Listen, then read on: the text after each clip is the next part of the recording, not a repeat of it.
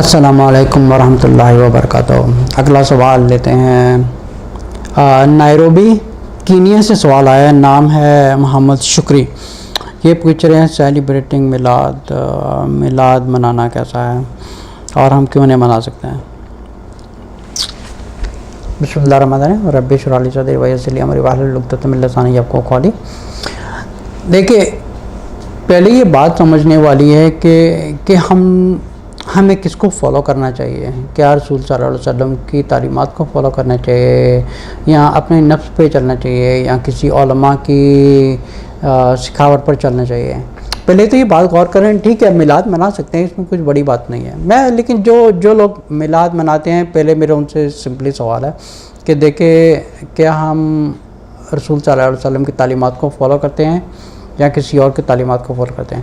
اگر ہمارا عقیدہ یہ ہے کہ ہم اللہ اور اس کے رسول کی خاطر زندگی گزار رہے ہیں جس سے اللہ بھی راضی ہو اور رسول صلی اللہ علیہ وسلم بھی راضی ہو، تو ہمیں یہ دیکھنا چاہیے کہ ان کی زندگی میں کہ یہ کام کسی نے کیا ہے، یا صحابہ کی زندگی میں کسی نے ایسے کام کیا ہے، یا تابعین کی زندگی میں کسی نے ایسا کام کیا، تو ہمیں اس میں کوئی حرج نہیں ہے کہ ہم منا سکتے ہیں۔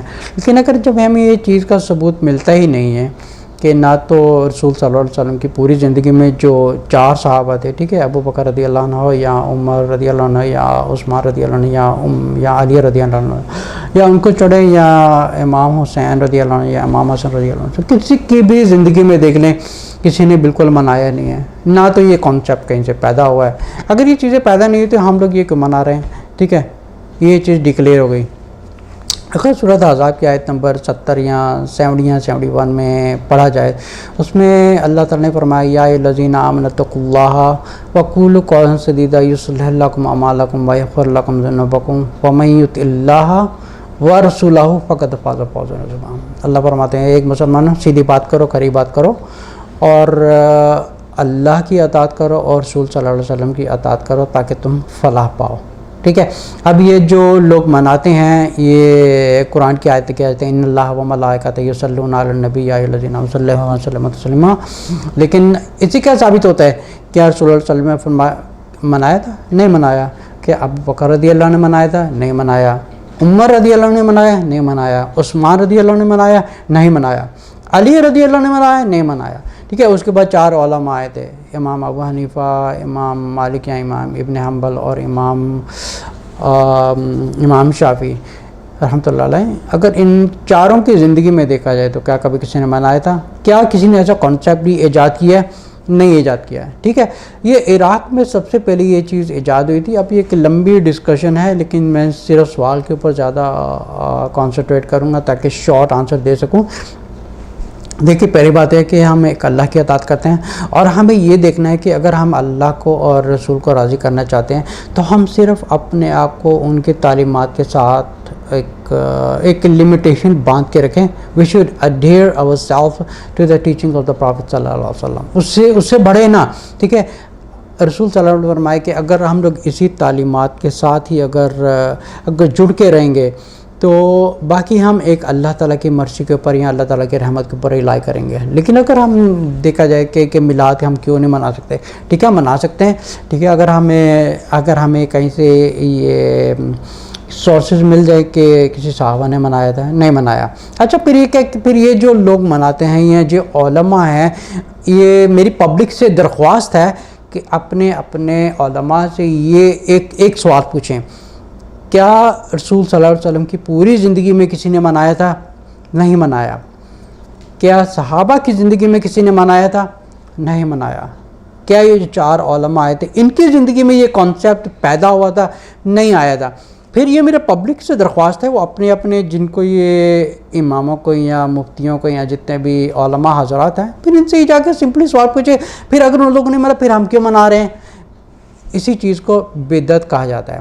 اسی طرح رسول صلی اللہ علیہ وسلم ہر جمعہ کے خطبہ میں آلموسٹ ایوری جمعہ خطبہ the prophet صلی اللہ علیہ وسلم used to recite فَإِنَّ كُلَّ بِدْعَةٍ ضَلَالَةٍ وَكُلَّ ضَلَالَةٍ فِي النَّارِ، کلو دلالت فی النار۔ اب یہ نہیں انہوں نے کہا تھا کہ یہ جو بدعت ہنسنا ہے یا یہ بدعت خراب ہے یا یہ بدعت صحیح ہے، یہ جو ہنسنا والی بدعت ہے ہم اس کو فالو کر سکتے ہیں، ایسا نہیں کہتا۔ انہوں نے کہا کلو بدعت۔ اچھا، یہ بڑی ایک نیچرل سی بات ہے، اگر ہم کسی اوریجنل چیز میں اگر ایڈیٹنگ کرتے ہیں نا تو ظاہر سی بات ہے اگر ہم ایڈیٹنگ کریں گے تو جو اس کے بعد جو جنریشن آئے گی اس میں تھوڑی سی اور ایڈیٹنگ کر دے گی، ایڈیٹنگ کر کے جو ایک مین فنڈامنٹلز ہوتی ہے وہاں سے چیز ہی بدل جاتی ہے۔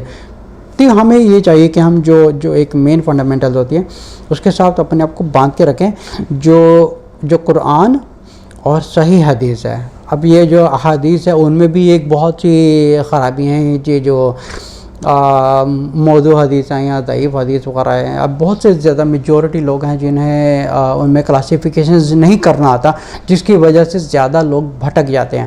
اب کیونکہ پرانے زمانے میں اگر دیکھا جائے تو نہ کمپیوٹر کا زمانہ تھا نہ تو ٹیکنالوجی والا تھی، لیکن یہ تو شکر ہے کہ آج کل ٹیکنالوجی وغیرہ آئی ہے اور کمپیوٹر کا زمانہ آ گیا، تو آج کل یہ جو احادیث ہوتے ہیں ان کو کلاسیفیکیشن دینا بہت آسان ہو گیا، جس سے ایک فائنڈ آؤٹ کیا جا سکتا ہے کہ یہ صحابہ کون تھے، یا جو متواتر حدیث ہیں ان میں یہ فائنڈ کیا جا سکتا ہے ٹھیک ہے یہ صحابہ کون ہیں، اور یہ جو بیچ میں کنیکٹ ہو رہے ہیں یہ چین میں بریکیج آ رہا ہے یا چین میں کچھ ضعیف پن آ رہا ہے، تو یہاں سے آج کل تو پتہ چل جاتا ہے ٹیکنالوجی کی وجہ سے۔ لیکن اینی وے جو مین سوال تھا ان کا، انعام صاحب نے جو دبئی سے سوال بھیجا ہے، تو محمد شکری نائروبی سے کینیا سے سوال بھیجا تھا کہ ہم لوگ سیلیبریٹ کیوں نہیں کر سکتا، کیونکہ ہمارے رسول صلی اللہ علیہ وسلم اس دنیا میں تشریف لائے ہیں اور ہمارے لیے تو خوشخبری کی بات ہے۔ دیکھیں خوشخبری کی بات نہیں ہے، اگر سمجھے کہ ایک بچہ ہے